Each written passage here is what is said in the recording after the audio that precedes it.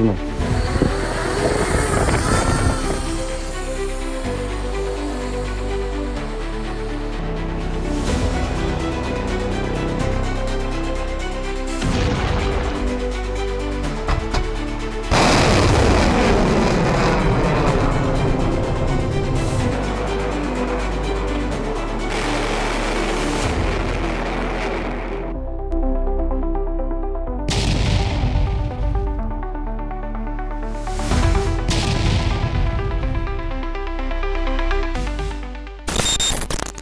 Perang ini sudah berlangsung hampir 4 tahun. Ribuan kota hancur. Jutaan warga sipil kehilangan rumah. Tapi pertanyaannya cuma satu. Kenapa perang Rusia dan Ukraina belum juga berhenti? Di video ini, kita akan bahas apa itu perang Rusia-Ukraina. Kenapa perang ini terjadi? Wilayah mana saja yang dikuasai? Senjata apa yang digunakan? Dampaknya bagi warga sipil? Dan bagaimana tanggapan dunia? Dan di akhir video, kita akan bahas satu pertanyaan paling penting. Apakah sebenarnya ada solusi selain perang? Tonton sampai habis, karena jawabannya tidak sesederhana yang sering kita dengar.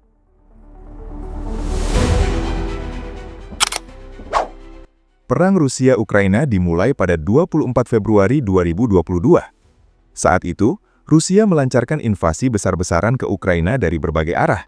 Dari utara, timur, dan selatan. Target awalnya bukan sekadar wilayah. Targetnya adalah Kiev, ibu kota Ukraina. Rusia memperkirakan perang ini akan cepat selesai. Beberapa hari, maksimal beberapa minggu. Namun yang terjadi justru sebaliknya.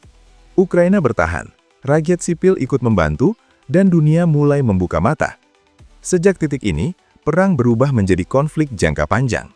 Selama perang berlangsung, wilayah Ukraina terus berubah. Rusia saat ini menguasai Crimea, yang sebenarnya sudah dianeksasi sejak 2014. Selain itu, hampir seluruh Luhansk, sebagian besar Donetsk, bagian selatan Zaporizhia, dan wilayah timur Kherson juga berada di bawah kendali Rusia. Ukraina di sisi lain berhasil mempertahankan Kiev, merebut kembali wilayah utara, hampir seluruh Kharkiv, dan kota Kherson bagian barat Sungai Dnipro. Hingga hari ini, Rusia menguasai sekitar 18–20% wilayah Ukraina. Angkanya mungkin terlihat seperti statistik biasa, tapi di balik angka itu, ada jutaan orang yang hidup di bawah pendudukan atau zona perang. Dan disinilah konflik mulai terasa buntu.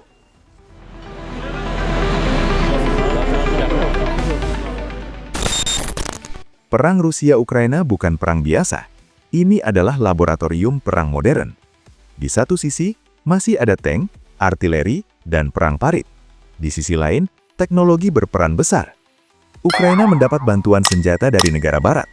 Salah satunya yang paling terkenal adalah HIMARS, sistem roket presisi tinggi yang mampu menghantam target jauh di belakang garis musuh. Rusia menggunakan artileri berat, rudal jarak jauh, dan drone kamikaze dalam jumlah besar. Namun, senjata yang paling mengubah jalannya perang adalah drone. Murah, cepat, mematikan. Tank yang bernilai jutaan dolar bisa dihancurkan oleh drone seharga ratusan dolar. Dan sejak titik ini, dunia militer menyadari satu hal. Cara perang sudah berubah selamanya. Sampai di sini, coba tulis di komentar. Menurut kamu, apakah teknologi membuat perang jadi lebih singkat atau justru lebih kejam? Dan kalau sejauh ini kamu merasa video ini penting, klik like dulu ya. Itu bantu video ini menjangkau lebih banyak orang.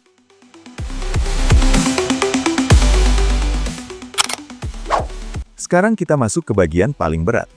Warga sipil adalah korban terbesar perang ini. Ribuan tewas, puluhan ribu terluka, jutaan rumah hancur.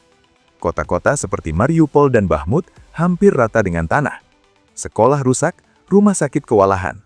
Anak-anak belajar di bunker atau bahkan tidak sekolah sama sekali. Lebih dari miliaran warga Ukraina terpaksa mengungsi. Ini menjadi salah satu krisis pengungsi terbesar sejak Perang Dunia Kedua. Dan yang paling sering dilupakan adalah trauma.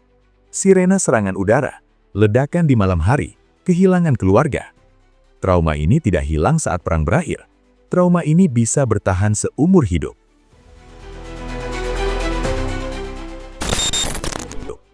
Lalu bagaimana tanggapan dunia? Negara-negara barat mengecam Rusia dan memberikan bantuan besar ke Ukraina.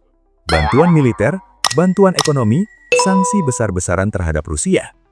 NATO memperkuat pertahanan, tapi tidak terlibat langsung dalam perang. Beberapa negara memberikan dukungan terbatas kepada Rusia. Sementara banyak negara berkembang, termasuk Indonesia, memilih posisi netral dan menyerukan dialog dan perdamaian.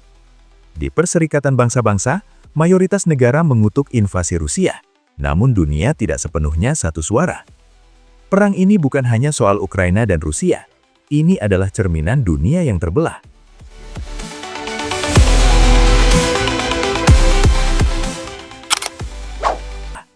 Sekarang pertanyaan besarnya, apakah tidak ada solusi selain perang? Jawabannya jujur, ada. Diplomasi, perundingan damai, gencatan senjata, koridor kemanusiaan, tekanan hukum internasional. Masalahnya bukan tidak ada jalan damai. Masalahnya tidak ada kesepakatan. Rusia dan Ukraina memiliki tuntutan yang saling bertentangan. Dan selama kepentingan geopolitik lebih penting daripada nyawa manusia, perang akan terus berlanjut. Yang paling menderita tetap warga sipil.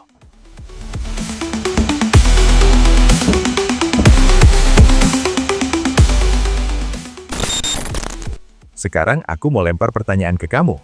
Menurut kamu, siapa yang sebenarnya paling diuntungkan dari perang ini? Rusia, Ukraina, atau justru negara lain di luar konflik? Tulis pendapatmu di kolom komentar. Aku pengen kita diskusi, bukan debat. Perang Rusia-Ukraina mengajarkan kita satu hal penting. Perang modern boleh berubah, teknologi boleh berkembang, tapi penderitaan manusia tetap sama. Yang kehilangan rumah bukan pemimpin, yang trauma bukan jenderal, yang mati bukan politisi. Kalau kamu merasa konten seperti ini penting, jangan lupa subscribe. Karena di channel ini, kita akan terus bahas isu dunia secara santai, tapi tetap mendalam. Terima kasih sudah menonton sampai akhir. Sampai ketemu di video berikutnya.